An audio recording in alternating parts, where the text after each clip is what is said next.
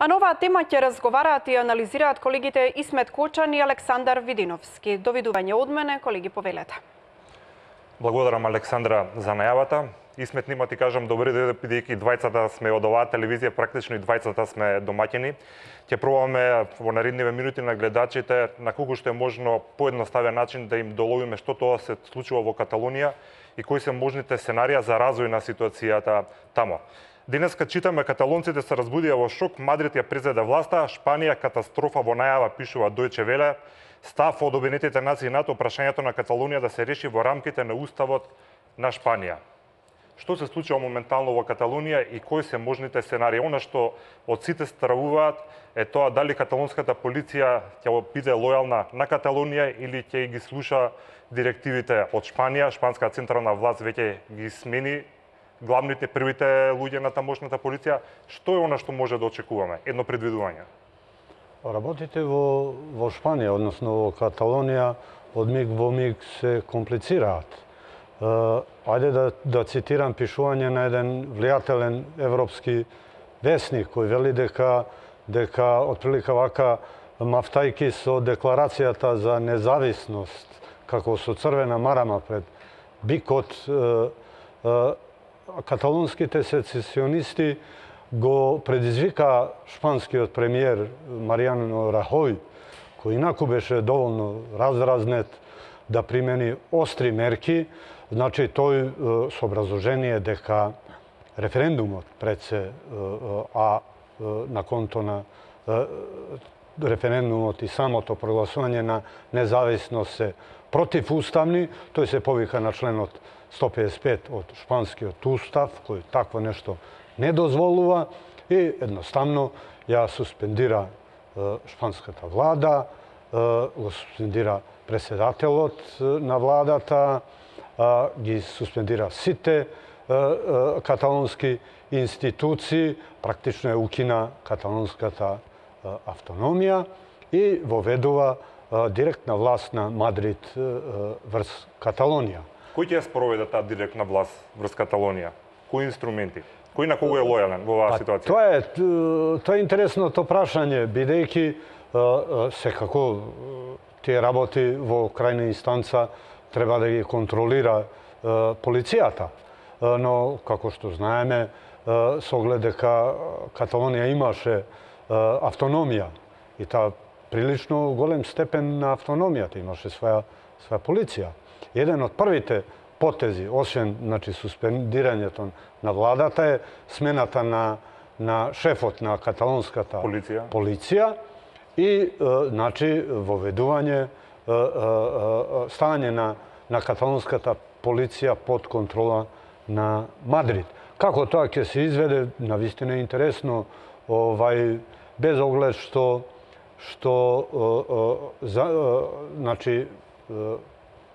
шефот, каталонскиот шеф на полицијата на заминување, сменететиот, нели, ги повика каталонските полицајци да покажат неутрално, значи да не фаќаат страна, но тешко е во овој момент да се каже дали тоа навистина ќе се случи, така да многу интересно како ќе продолжат овие протести на улици, да речеме. А тоа е прашањето наједноставно, дали се можни судири во Каталонија? Па тоа е она најцрно сценарио. Треба да се почека, да се види како ќе се реагира. Значи, Мариано Рахој понуди, прокламира дека на 21 декември ќе се одржат вонредни парламентарни избори за Каталонија и големе прашање сега дали народот тоа ќе го прифати. И што е најинтересно, сега се очекува да се види како ќе постапува оној другиот дел на каталонците кои всушност беа против сецесијата, против независност. Меѓутоа видовме дека има сепак е тоа помал дел. Па не е помал дел. Според резултатите од референдумот. Спроти самиот референдум, отприлика беа некаде пата картите, со можеби една блага предност на сецесионистите, така да јас лично верував дека доколку референдумот се одржуваше во едни релаксирани услови, Значи, без полициска репресија, без тепање, видовме таму една демонстрација на една сила на полиција, значи бруталност, и мислам доколку тоа отсуствуваше, дека беа големи шанси референдумот можеби и да не помине. Бидејќи, знаете, таа каталонска независност, таа носи со себе големи неизвестности. Едноставно, Каталонија уживаше еден висок степен на автономија. Таа не беше до тој степен репресирана од Мадрид. Таа беше навистина незадоволна. Но не можеме да правиме споредби со поранешна Југославија. Да, такви споредби имаше. Не.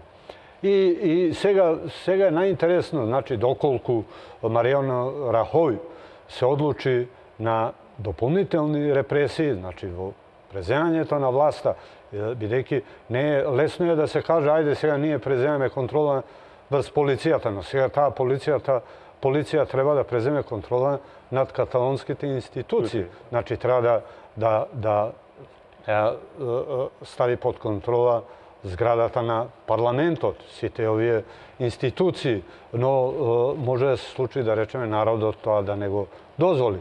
Но ете, познавајќи го значи десничарскиот премиер на Шпанија Маријано Рахој, кој морам да кажам дека во сета оваа криза се однесува како слон во стакларски дуќан, значи без трунка, на дипломатски манири, без било каква емпатија, не покажа едноставно ни трошка обид да комуницира со каталонците, за да ја предупреди таа криза која би можела да ескалира на еден навистина несакан начин. Така, Исмет, тоа не е прв обид на каталонците да добијат независност, четврти пат, ако не се лажам.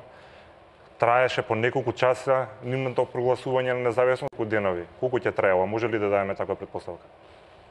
Па да, таму дури, ја мислам, од некои 1700-тите години беа првите обиди за прогласување на каталонска независност. Навистина, тоа не беа обиди на прогласување на ваков начин, значи ова беше веќе децидно. Тоа веќе беше порано беше повеќе во значи независност во една смисла на поголем степен на автономија. Но автономија секако во една поинаква Шпанија, значи федерална Шпанија. И со децени наназад и векови наназад каталонците се обидуваа на Мадрид да му кажат дека сакаат да живеат во една поинаква Шпанија. Значи федерална Шпанија, Шпанија со федерални единици кои ќе бидат апсолутно рамноправни. Без оглед, пак повторувам, што Каталонија во овој момент навистина има висок степен автономија, но овој не треба забораваме дека каталонците национално не се шпанци, правно и формално да, но тие сепак нешто посебно, значи посебен народ, посебна нација, со посебен јазик, едноставно картите некако се склопија, дојде на власт сецесионистичкиот премиер Карлес Пучдемон и ете овај работите тргнаа кон сецесија и прогласување на независност. Дефинитивно овој проблем сега што ескалира во Каталонија има и подолга историја. Ние имаме прилог на оваа тема. Предлагам да го погледнеме во продолжение и да ги видиме сите оние историски факти што придонесоа денеска да имаме ваков случај во Каталонија. Предлагам да го погледнеме прилогот. Наративот за шпанската репресија врз Каталонија се влече наназад неколку векови. Најпоказателен настан за овој повеќе вековен судир е поразот на каталонците од страна на бурбонските кралеви во војната за шпанската сецесија. Тогаш дел од круната на Арагон, Каталонија ја поддржала Хабсбуршката династија против бурбоните, чие освојување на Барселона во 1714 година доведе до наметнување на централната контрола од Мадрид и губење на каталонската автономија. Корените на современиот каталонски национализам лежат пак во модерната шпанска економска историја.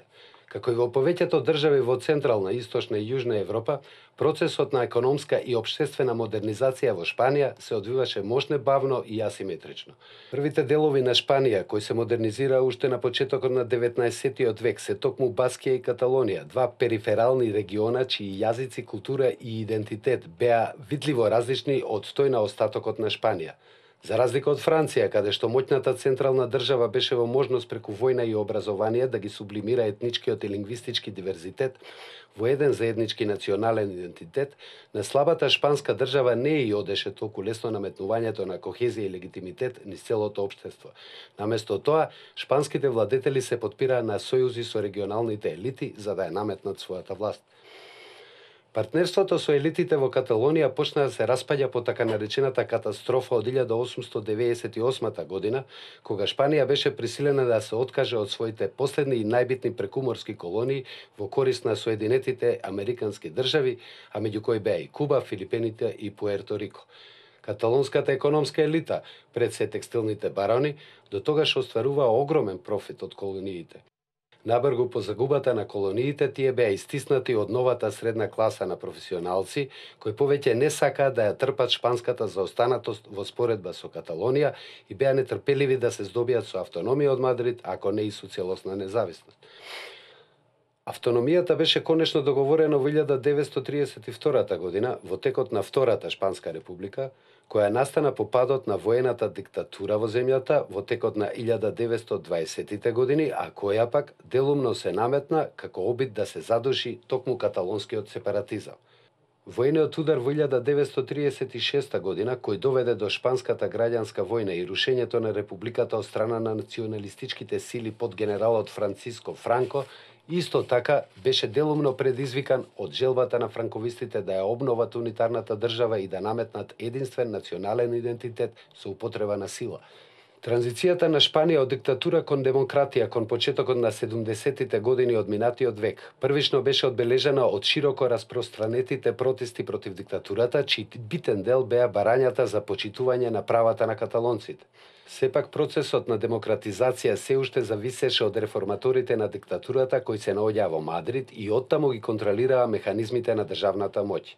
Договорот кој произлезе од тој процес ни оддалеку не ги ослика аспирациите на каталонските и на баскиските националисти, ниту пак базичните социјални и политички барања на основачите на протестните движења. Исто така, во текот на Втората република, Шпанија им додели автономија на регионите Баскија, Каталонија и Галиција. Наместо едноставно да ја обнови оваа автономија, новиот демократски устав на Шпанија од 1978 година ја разводни важноста на автономијата со тоа што на сите региони им дозволи самоуправување, во ситуација кога повеќето од регионите воопшто немаат ниту своја специфична култура, ниту пат некаков посебен идентитет. Каталонските националисти има и додатна поплака, привилегијата дадена во средниот век на Баскија и на Навара да може да собираат и да задржат 100% од своите даноци, а која беше обновена со новиот устав, не и беше доделена на Каталонија. Во 2006 година, популарната кампања да се подобрат условите за каталонскиот статут на автономија од 1979 година доведоа до нов статут, одобрен од шпанскиот парламент и од референдумот во Каталонија. Најбитната промена во статутот беше тоа дека во преамбулата на новиот статут регионот беше ословен како нација. Новиот статут исто така ги прошири привилегиите на Каталонија во поглед на даноците, независноста на судскиот систем и употребата на каталонскиот јазик. Сегашниот премиер Мануел Рахој, тогаш лидер на опозицијската десничарска народна партија, му се спротистави на новиот статут и го обжали пред Уставниот суд. Во 2010 година судот прогласи делови од новиот статут за неуставни, вклучувајќи го и проширувањето на каталонските фискални надлежности и ослувањето на регионот како нација, што доведе до сегашните протести. Така го слушнавме прилогот, а уште едно прашање, продолжуваме сега кон истата тема. Исмет, стравувањата притежно во Европа се дека овој референдум во Каталонија може да има своевиден домино ефект и врз други покрајни во Европа. Пред се зборувам за Ломбардија, Венето, Баскија, Галиција, па некој други споменува и Војводина. Реални ли се овие стравови? Може ли такво нешто да се случи? Тешко е да прогнозираме децидно, но секако една таква опција не може да се исключи. Европа се гледа немоćна, та една смрт, исплашена. и незината прва реакција е дека единствениот соговорник нејзин е Мадрид. Таа не го признава ниту референдумот, ниту независноста на Каталонија, но таа сепак не би требала да мижи, не треба да се преправа како ништо не се случило. Знаете, со овие последни случувања се правеа споредби дека Каталонија може да стане друга Шкотска. Јас велам дека таа, не дај Боже, би можела да стане може би нова медитеранска северна Ирска. Доколку тоа се случи, тогаш, не знам, навистина Господ нека е напомош на Европа, таа едноставно ќе почне да пука по многу шавови. Како ќе се справи со тоа, не знам, но во секој случај тие автономистички или сецесионистички идеи низ Европа ги има и ќе ги има, а ете, дали случајно или намерно, ја не знам, вчера, да речеме, председателот на Бошњачкиот национален совет Сулејман Углјанин побара значи отцепување на Санџак од Србија. Така, значи, ако пред малку ја спомнавте Војводина, еве сега Санџак. Значи, може некој да иде и искористи оваа ситуација? Па едноставно, сега сите барат, имаме и популисти, макар да ја Сулејман Уѓанин сериозно него сваќам пред се како политичар, но овој ништо не е неможно. Во крајнен случај работите ќе се комплицираат. Како тоа ќе заврши, ајде да почекаме, да видиме. Анализите денеска отидоа до тому што некој пишуваше дека ако има Каталонија независност, има многу добра фудбалска репрезентација, до таму се отиде. Тоа е сигурно, да. Да. Исмет, како и да ти благодарам многу за оваа анализа во вестите од телевизија Нова. Тука практично и ќе се одјавиме, бидејќи ова е нашата последна содржина.